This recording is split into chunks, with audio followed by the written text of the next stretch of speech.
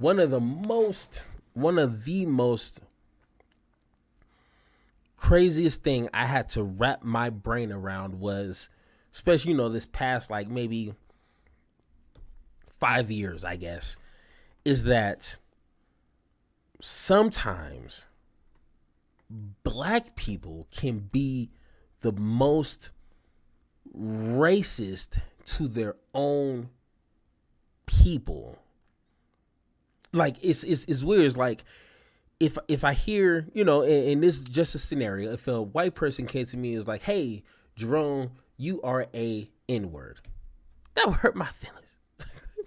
I ain't did nothing to you, but you want to call me that. I get it. But in my brain is like, okay, you're any race but black, and you're talking to me like this. It's like I almost understand why you're saying that. I see someone like you telling me that, okay? But when I hear ignorant, crazy things, or if a black person comes up to me and calls me the N-word hard R, it will hit differently. It'd be like, what just happened? Like my brain wouldn't wrap around that. Like you are like me, like complexion wise. Like, why are you attacking me? We in the same boat, brother. We came on the same boat. Like, what is the issue? That today is crazy, especially in a political climate that we're all living in, that we all have to be shoulder to shoulders with. For black folks to be tripping on Kamala Harris, either because she's a woman or because she's a black woman, it's like, what?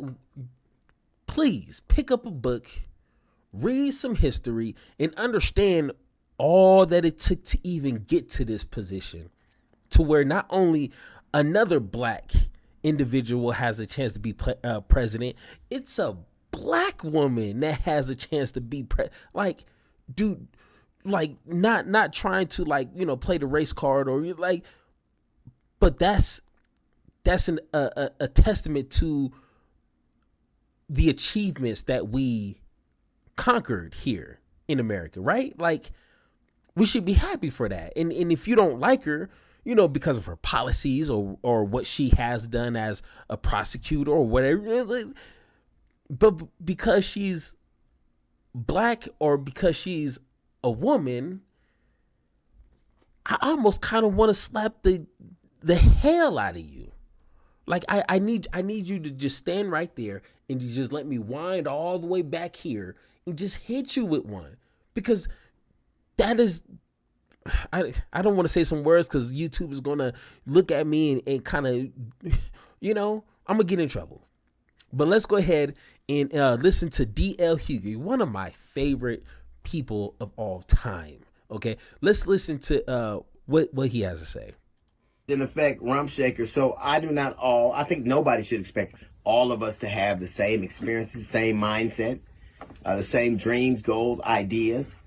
But I do think that there needs to be some level of appreciation for somebody's, respect for somebody else's opinion, right? I don't think we're all are supposed to vote for somebody or not vote for somebody because we're not a monolith. Everybody doesn't feel the same. We got a race of people that got Lil Wayne and Barack Obama. So, of course, not one thing, not one through line, not one mentality can epitomize all those experiences. But what I do find amazing is some of the vitriol I hear coming from what are supposed to be black men.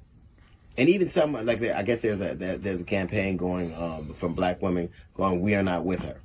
I heard I won't even mention his name. I heard a black man say, or saw a black man where he said, "I'd rather go back to slavery than vote for her."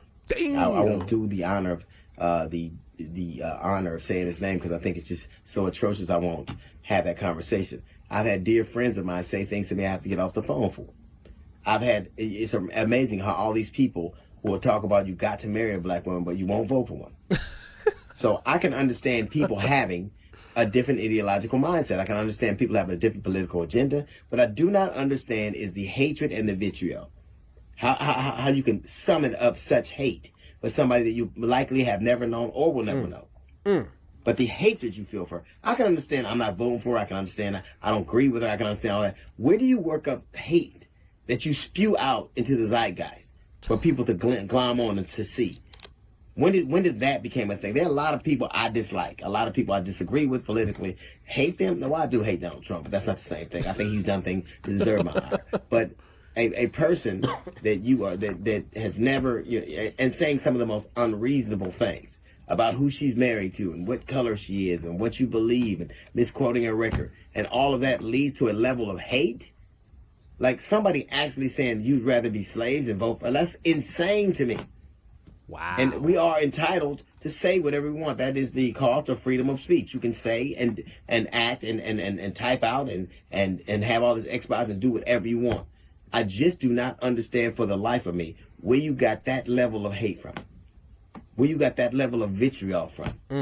Where you got that level of what we can have a disagreements about what we disagree about politically. What you think is the appropriate way. I'm on this side of the aisle, you're on that side of the aisle.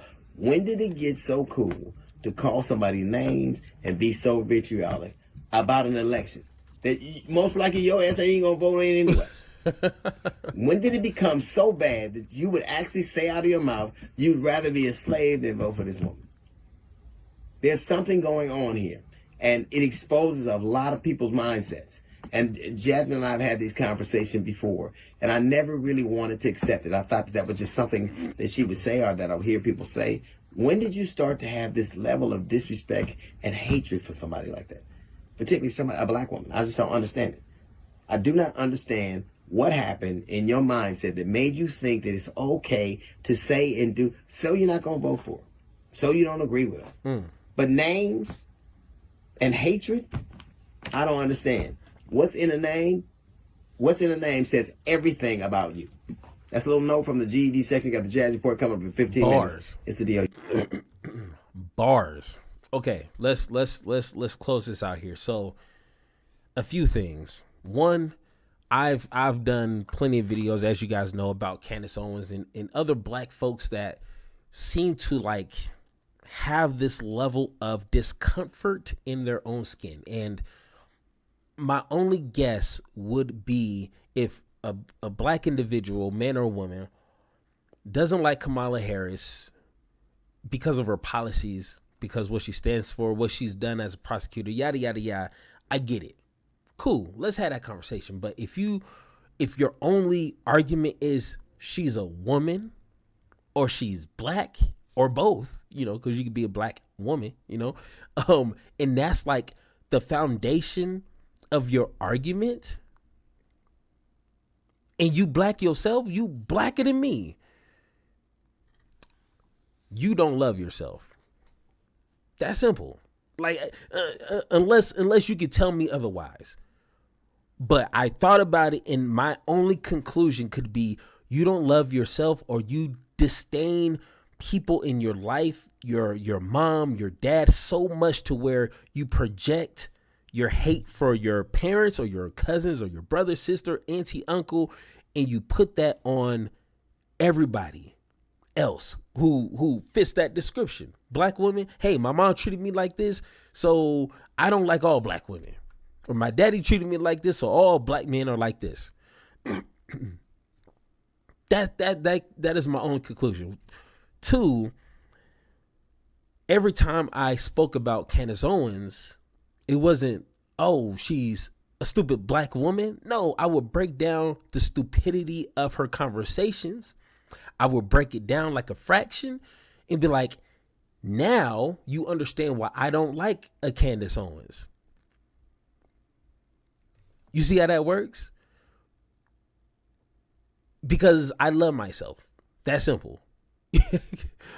So I think it's important, black folks, if you watching this, you turn this up. This is really important, okay?